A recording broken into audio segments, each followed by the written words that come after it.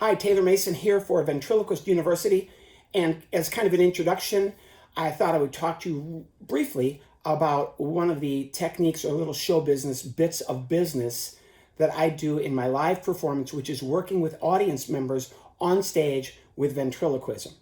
And you can do this in any way you want to. I'm just going to give you a couple of kind of umbrella oversights of how I do what I do using audience members. Number one, if you're going to bring people on stage to work with you, you are going to have to be very, very friendly and very nice. You can't be mean to somebody, even if somebody comes up and says something inappropriate or does something you don't like. You are going to have to be in a good mood, and maybe you have to ask the person, well, thank you very much for coming up here. Why don't you go sit down and we'll find somebody else if you don't want to be here. There's all kinds of ways to get out of those things. What you want to do is, for audience participation, at least what I do, is before my show starts, I look out at the audience from backstage or from behind the audience or upstairs, looking down at the audience, and I find a couple of people who are having a great time.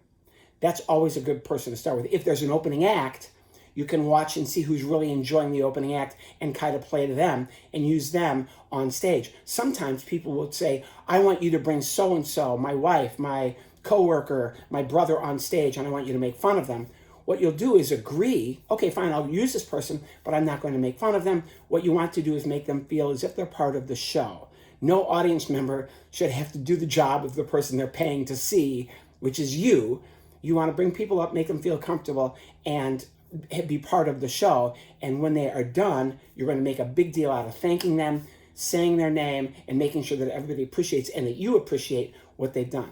The second thing is, unfortunately, if you work with people to come on stage, there are going to be times when you will have to do all the work because the person might be nervous, they don't know what they're doing, the stage lights are on, maybe they've had a couple of drinks. Who knows? There could be any one of a number of reasons why somebody feels uncomfortable when you bring them on stage.